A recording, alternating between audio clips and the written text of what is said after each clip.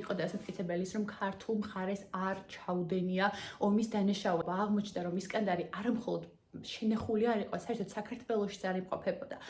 ყველაზე მნიშვნელოვანი მტკიცებულება. ანუ წარმოიდგინეთ 10 აგვისტოს დასრულდა ომი, საქართველოს ცალმხრივად შეწყვიტა და 12 აგვისტოს დამიზნებით რუსეთის მხრიდან საქართველოში ვარდება ისკანდარი. ანუ ეს იყო ყველაზე მთავარი მტკიცებულება, რომელსაც ქართული მხარის გამართლება უნდა გამოიწვია. თუმცა ეს მტკიცებულება საერთოდ გატანილი იყო ქვეყნიდან. ყოველ შემთხვევაში ეთნომენდის ამბები 90-იან წლებში საერთოდ ვერ დამტკიცდა სასამართლოს და მოახერხეთ როგორღაც ვერ წარუდგინეთ შესაბამისი მტკიცებულებები. მოგესალმებით მეგობრებო, დღეს ჩვენ უნდა ვისაუბროთ ერთ-ერთ ყველაზე მნიშვნელოვან საკითხზე თანამედროვე საქართველოს ისტორიაში. ამისთვის მე გამოვიყენებ საქართველოს რიგით მე-11 მოწვევის პარლამენტის საგამოძიებო კომისიის ნომერ 2 სხდომას. რეალურად ეს ტექნიკურ საკითხებს ვარ შევცვლით პირველი სხდომა უბრალოდ, რადგან პირველი სხდომა ტექნიკური საკითხების, მოკლედ თქვენ რომ შეძლოთ მოძიება, ეს არის ტექნიკური თვალსაზრისით ნომერ 2 სხდომა. ეს თუ მომავალში უყურებთ ამას, ეს არის სპეციალურად დროებით შექმნილი საგამოძიებო კომისია, რომელიც შეიქმნა იმისთვის, რომ გამოიძიოს ის დანაშაულები, რომელიც მიმდინარეობდა ძირითადად 2003-2012 წლებში ნაციონალური მოძრაობის ხელისუფლებაში ყოფნის დროს. ამ საკითხზე განიხილეს, რატომ ვამბობ, რომ ჩვენი როგორც ეროვნულობისთვის ერთ-ერთი ყველაზე მნიშვნელოვანი საკითხი. სხდომა შეეხება 2008 წლის აგვისტოს ომს და მის შემდგომ განვითარებულ მოვლენებს. ჩვენთვის ყოველთვის ცნობილია, რა მოხდა 2008 წელს. ამ ომის დროს არ იყო რაღაც ახალი ჩვენთვის უცნობი მოვლენა. ზოგადად, როდესაც ომის წარმოება ხდება, ომში ჩართული მხარებისთვის ყოველთვის ყველაფერი ნათელია ხოლმე, თუ ეხა რაღაც გამონაკლისებს არ ჩავთვლით და განსაკუთრებით მაშინ, როდესაც დიდი და პატარა სახელმწიფო უპირისპირდება ერთმანეთს, ამ შემთხვევაში ყველაფერი ნათელია ხოლმე. ოკუპაციის ტენდენციები, სახეზე გვაქვს ძალის გადამეტება ხოლმე, სახეზე გვაქვს ტერიტორიების უფრო და უფრო მეტი და მეტი ოკუპაციის მცდელობები, საბედნიეროს მცდელობები და ასე შემდეგ. მაგრამ თუმცა საერთაშორისო დონეზე ამ ყველაფერს ჭირდება დამტკიცება, ამ ყველაფერს ჭირდება მტკიცებულებების წარდგენა, იმიტომ რომ ჩვენ მაგალითად როგორც ქართველები ვიზრდებით აი ამ ცოდნით, ეს არის მთელი ჩვენი იდენტობის ნაწილი, ჩვენი განუყოფელი ცოდნის და მეობის ნაწილი. თუმცა, როდესაც რაღაცის დამტკიცება გვსურს საერთაშორისო დონეზე, იმიტომ რომ გეოპოლიტიკურად ეს ძალიან მნიშვნელოვანია, განსაკუთრებით დღეს, მულტიპოლარიზმის ეპოქაში, როდესაც ყველა სახელმწიფო ერთმანეთთან დაკავშირებულია, დღეს განსაკუთრებით მნიშვნელოვანია, რომ რაც შეიძლება მეტი ინფორმაცია გავიტანოთ ქვეყნის გარეთ და საერთაშორისო დონეზე გავაჟღეროთ, რა ხდება, რა სიტუაციაა და ამის შემდეგ უფრო კარგად შევძლებთ განხილვებში შესვლას, ამის შემდეგ უფრო კარგად შევძლებთ როგორც ჩვენს პირისპირებულ მხარეებთან, ასევე ჩვენს დროებით თუ მუდმივ პარტნიორებთან საკითხების მოგვარებას, რაც შეეხებოდა ეს სხდომა. და საერთოდ რატომ არის ამასთან დაკავშირებული საკითხების საგამოძიებო კომისიაზე განხილული. ჩვენ ხომ არ მოვახდინეთ რუსეთის დასჯა, ან რუსეთის გენერლების დასჯა, ან მათი გასამართლება, ხო? ეს როგორც წესი ხდება საერთაშორისო სასამართლოების დონეზე, მაგალითად როგორიც არის ICJ, ანუ International Court of Justice, ანუ საერთაშორისო სამართლის სასამართლო, ზუსტად არ ქართულად როგორ ითარგმნება, ეს არის მაგალითად საერთაშორისო სისხლის სამართლის სასამართლო, ეს არის მაგალითად სტრასბურგის სასამართლო, სამივე დონეზე მოხდა, ეს დონეები არ არის სამი სხვადასხვა სასამართლოა, საერთაშორისო, ასევე მოხდა აგვისტოს ომის განხილვა და სამივე სასამართლოში, ასე ვთქვათ, ნაწილობრივ გადაწყდა უახლესი სტრატეგიული დამოკიდებულება, რეაგირება, ნარატივის შექმნა, მსოფლიოს ჩვენს მიმართ დამოკიდებულებაზე გავლენა და ასე შემდეგ. მოდით გავყვეთ თავიდან. ხო, საინტერესოა რომ რატომ უნდა მომხდარიყო ამის განხილვა კომისიაზე. საინტერესო ის არის რომ ამის განხილვა მოხდა კომისიაზე ერთი მარტივი მიზეზის გამო, რომ ჩვენი მაშინდელი ხელისუფლება საკმარისად პასუხისმგებლობით გაიკვირდებათ არ მოეკიდა ომის შემდგომ განვითარებულ მოვლენებს და საკმაოდ გაართულა რომ საქართველოს მიიღო ის ღირსეული შეფასებები, ღირსეული სასამართლო დასკვნები, რასაც ის იმსახურებდა. როგორც ვიცით, აგვისტოს ომი დასრულდა 5 დღეში, 5 დღიანი ომი ჰქონდა ჩვენ რუსეთის ფედერაციასთან, როდესაც რუსეთი შემოიჭრა და დაიწყო ომი ჩვენს წინააღმდეგ. საერთაშორისო დონეზე პირველი განხილვა ამის დაიწყო ძალიან მალევე, დაახლოებით ზუსტად 2 ოქტომბერს გამოქვეყნდა ევროსაბჭოს პირველი რეზოლუცია, რომელშიც ეწერა 2 დამანგრეველი და გამანადგურებელი რამ. ამ რეზოლუციის ნომერი არის 1633. პირველი დამანგრეველი რამ, რაც ეწერა, იყო ის, რომ მეხუთე პუნქტის შესაბამისად სრულმასშტაბიანი ომი საქართველოსა და რუსეთს შორის დაიწყო მას შემდეგ, რაც საქართველომ დაბომბა ცხინვალი და ის რაც საკვირველი არ შეესაბამება ჭეშმარიტებას და მეორე მე-11 პუნქტის შესაბამისად საქართველომ ქართულმა ჯარმა ჩაიდინა ომის დანაშაული, რომის იყენებდა არაპროპორციულ ძალას, რომის იყენებდა კასეტური იარაღს, რაც რასაკვირველია არც 1%-ით არ შეესაბამება სინამდვილეს, თუმცა ასეთი რამ მოხდა, ეს რეზოლუცია დაიდო ძალიან მალევე 2 ოქტომბერს, თუმცა ამას ჯერ სასამართლო გადაწყვეტილების სახე არ ჰქონდა. მაშინ ხელისუფლებამ ისეთი რეაგირება იქონია, როგორცაც ველოდებით ნაციონალური მოძრაობისგან, მოგვიანებით დაახლოებით ზუსტად რამოდენიმე თვის შემდეგ უკვე შეიქმნა ეგრეთ წოდებული ტალიავილის კომისია, რომელსაც უნდა გამოეკვლია და უფრო მეტი მტკიცებულება შეიგროვებინა საერთაშორისო სასამართლოების გადაწყვეტილების მიღებისათვის. კომისია შეიქმნა ზუსტად აი ამ მიმართულებით, რომ მას მხოლოდ და მხოლოდ უნდა მოეძიებინა ფაქტები და დაედგინა რეალური ჭეშმარიტება, თუმცა როგორც ვნახეთ 2009 წლის სექტემბერში გამოქვეყნებულ გადაწყვეტილებაში მოვიდა დამანგრეველი არანაკლებ შემზარავის შედეგები, რომელიც აბსოლუტურად იმეორებდა 1633 რეზოლუციის შინაარსს და კვლავ მითითება იყო ორმხრივ დანაშაულზე, რომ თითქოს საქართველოს ჩაიდინა ომის დანაშაული, რომ შესაძლებელი იყო ამ კონფლიქტის მოგვარება და რეალურად სრულმასშტაბიანი ომი ისევ და ისევ ბრალდებოდა საქართველოს. მაშინდელი ხელისუფლების ერთადერთი ადეკვატური რეაქცია გარდა იმის მაგივრად, რომ მოეძიებინათ მტკიცებულებები, იმის მაგივრად, რომ რეალურად საერთაშორისო სამართლისთვის მომზადებული იყვნენ და მსოფლიოსთვის ინახებინათ თუ რა მოხდა და როგორ მოახდინა ჩაიდინა რუსეთის მხარემ ომის დანაშაული, რეალურად აქ თბილისში გამართა რაღაც ასე ვთქვათ წვეულების შესაბამისი რაღაცები და აღნიშნავდით რას, იმას, რომ ქართულ ჯარს ბრალდებოდა ომის დანაშაული, საქართველოს ბრალდებოდა ომის დანაშაული, ოკუპირებულ ტერიტორიებს რომ თავი დავენებოთ, ანუ თითქოს საერთოდ არაფრისთვის არ მომხდარა ეს ომი და საერთოდ საკმაოდ ისეთი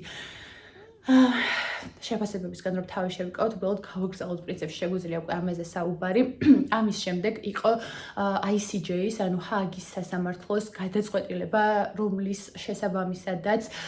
რომელიც ფაქტიურად აი ამ პირველ ორ ოფიციალურ დოკუმენტს აერთიანებდა და დასკვნაში დებდა აი ამ საქართველოსთვის უმძიმეს შედეგებს. რეალურად აი ამ პერიოდში უკვე მალევე ICJ-ის, ანუ ჰააგის სასამართლოს დასკვნა გამოქვეყნდა 2011 წელს და ამ დროს უკვე დასასრულისკენ მიდიოდა ნაციონალური მოძრაობის ძალაუფლებაში ყოფნის პერიოდი და იცვლება ხელისუფლება, რამაც საბედნიეროდ შეიცვალა იმ პერიოდში ხელისუფლება, იმიტომ რომ სწორედ მაშინ დაიწყო დიდი ეროვნული მონოპოვარის საქართველოს ქართული ჯარის გამართლების ეტაპები. მოგვიანებით რეალურად ახალმა იუსტიციის სამინისტრომ, განახლებულმა იუსტიციის სამინისტრომ დაიწყო რეალურად იმაზე მუშაობა, რაც უნდა გააკეთოს დაზარალებულმა და ომში ძალით იძულებით ჩართულმა სახელმწიფომ. დაიწყო მტკიცებულებების მოძიება. ერთ-ერთი მთავარი მტკიცებულება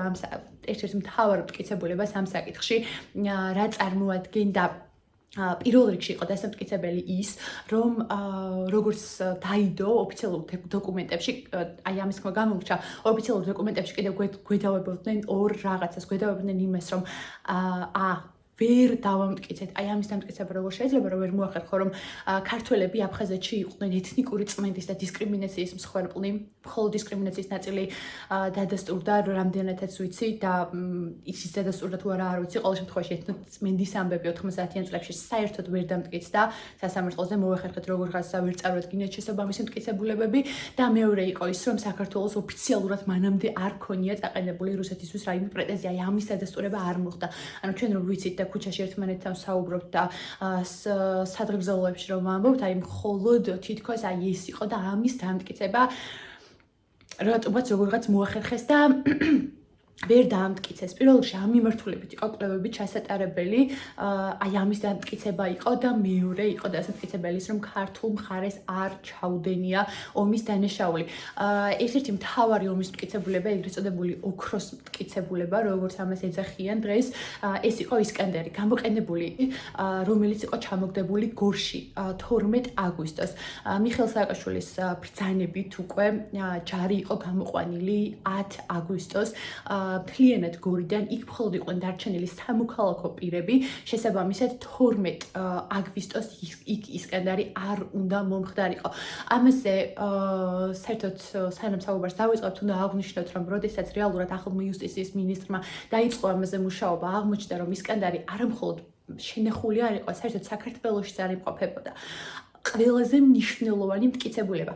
ანუ წარმოიდგინეთ 10 აგვისტოს დასრულდა ომი, საქართველოს ცალმხრივად შეწყვიტა, ცალმხრივად ceasefire გააკეთა, ანუ ცალმხრივად შეწყვიტა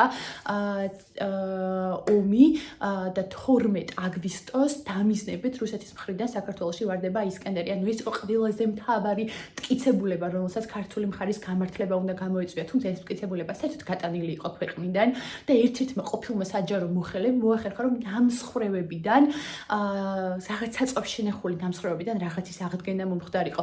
ასევე ჰოლანდიელმა ჟურნალისტმა, რომლის ოპერატორი სწორედ ამ ისკანდერის აფეთქებისას დაიღუპა, საკმაოდ მნიშვნელოვანი ინფორმაცია მიეწოდა ქართულ მხარეს და აი ასე კითხვა-კითხვით მოხერხდა ისკანდერის საქართველოში სხვა ქვეყნიდან დაბრუნება და მისი სასამართლოში წარდგენა. მანამდე არსებობდა მხოლოდ ფოტომასალა, რომელსაც რასაკვირველია რუსეთის მხარე თავის სასარგებლოდ იყენებდა და ამბობდა, რომ ეს იყო ფოტოშოპი. გარდა ამისა, ვიდეო მასალები, რომელიც გორის მიმდებარე ტერიტორიებზე და გორის ტერიტორიაზე იყო, არ იყო საკმარისად შესწავლილი და გამოკვლეული, რომ ნორმალური ფოტომასალა მაინც ყოფილიყო ამისთვის არსებული და სწორედ აი ამის დაბრუნება უკვე იყო პირველი ყველაზე დიდი სერიოზული გადადგმული ნაბიჯი, რომ დადასტურებული იყო და დამტკიცებულიყო ქართული ჯარის უდანაშაულობა. ჩვენ კარგად ვიცით, რომ აი ასეთ მნიშვნელოვან სასამართლოში, მაგალითად ჰააგის სასამართლოში, როდესაც უშუალოდ სახელმწიფოები უპირისპირდებიან ერთმანეთს და სახელმწიფო ინტერესები იკვეთება, აქ არის საკმაოდ მძიმე დაპირისპირება და ანუ ეს არ არის რაღაც რიგითი ძარცვის შემთხვევა, სადაც რაღაც მოლაპარაკებებზე და გარიგებებზე გადის საქმე, ანუ აქ არის საპროცესო შეთანხმებებზე, აქ არის პირდაპირ ყველაზე რთული და დახვეწილი მიდგომები აქ საჭირო იურისტების მხრიდან. მოკლედ მოხდა ისკანდერის საქართველოში დაბრუნება, ის იყო როგორც უკვე აღნიშნეთ ყველაზე მთავარი პირველი წინ გადადგმული ნაბიჯი ჩვენი მიზნის მისაღწევად. რა იყო ამის შემდეგ კიდევ საინტერესო და რას იყენებდა რუსეთის თავდაცვა აი ამ სასამართლო პროცესებზე, რომ დაიცვა თავი და საქართველოს ჩაითრია და საქართველოს გამოცხადებული იყო ომის დამნაშავედ სასაცილო, მაგრამ სწორედ საქართველოს გამოცხადებას ან ყველაზე შემთხვევაში ორმხრივ დანაშაულებებს თანხმდებოდნენ ალბათ რუსეთის მხარე, მაგრამ ორმხრივსაც არ თანხმდებოდნენ იმ რეზოლუციაზე, რომ ვახსენეთ 16-23. იმას ხელი არ მოაწერეს ჩვენი მთავრობისგან განსხვავებით, რომელმაც სიხარულით მოაწერა ამ ყველაფერს ხელი, რუსეთმაც კი არ მოაწერა იმ რეზოლუციას ხელი, იმიტომ რომ ორმხრივ უფლებადარღვევებზე იყო საუბარი. და ჩვენ მოვაწერეთ და ჩვენ თავზე ავიღეთ მთელი ეს დანაშაული, რომელიც საბედნიეროდ მომავალში ჩვენს საბედნიეროდ გადაწყდა. თუმცა ეს შესაძლოა საერთოდ შეუძლებელიც გამხდარიყო. რაზე ოპონირებდა, რაზე აპელირებდა კიდევ რუსული მხარე. ისინი საუბრობდნენ, იყენებდნენ იმდროინდელი თავდაცვის მინისტრის მოადგილის ბათუ ქუთელიას განცხადებას, რომელმაც ესეთი საერთაშორისო პრესგამოცემა არსებობს, Human Rights Watch, ესე ქვია, მასთან ინტერვიუში განაცხადა, რომ საქართველოს თავად დაბომბა გამოიყენეს იარაღი, რომელიც არადამიზნებით საქართველოს მოსახლეობის წინააღმდეგ იქნა გამოყენებული. და სწორედ ამაზეც რასაკვირველია რუსეთის წარმომადგენლები ამას იყენებდნენ, ამით გვიმტკიცებდნენ, რომ ისინი იყვნენ მართლები და ამათ არანაირი ომის დანაშაული არ ჩაუდენიათ.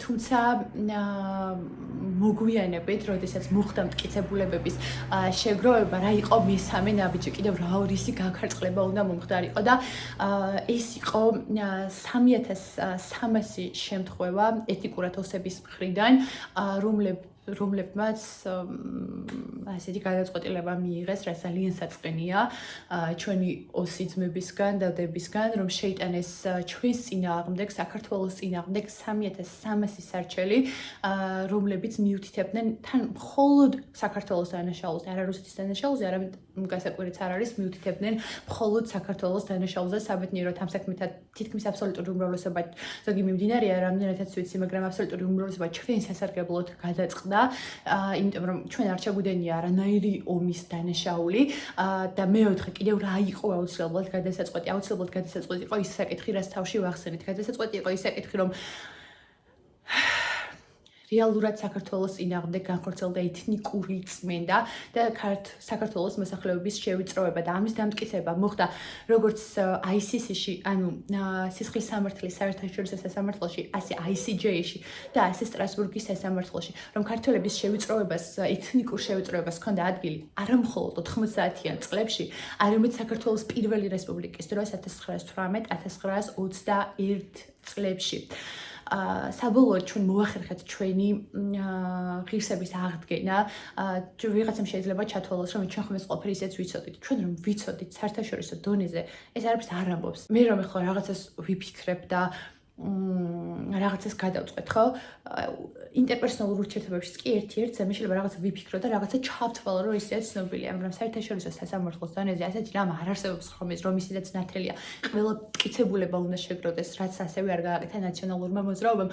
თუმცა ეს ყველაფერი არის აქ მხოლოდ ფიგურებზე არ არის საუბარი, აქ ისიც არ არის მთავარი, რომ დღეს ეს ადამიანები, მაგალითად ქუთელია, ხოშტარიასთან ერთად არის პარტიაში. არის ქუთელია უფრო წვნიანი პოლიტიკოსია, ნეტა თუეკა ხოშტარია, ნინო ხოშტარია, ხოშტარიას რა ქვია, ელენი ხოშტარია.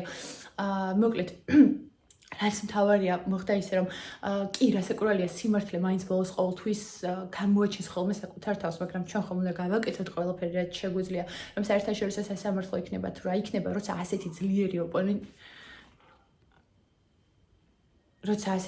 ოპონენტი ყავს, როცა შენ უპირისპირდები მაგალითად რუსეთის ფედერაციას და გინდა რომ რაღაცები კონკრეტულად დააზუსტო, როცა მაგალითად აქეთ მხარეს არის მაღალი დონის საერთაშორისო სასამართლოები, სადაც ეს საკმაოდ ისეთი მძიმე მტკიცებულებებს მოითხოვს და ეს არ არის კიდევ ერთხელ ამბობთ რაღაც სამოქალაქო სამართალწარმოება, როდესაც დაბალი სტანდარტია ხო 50+1 ვნახოთ ვინ მოიგებს.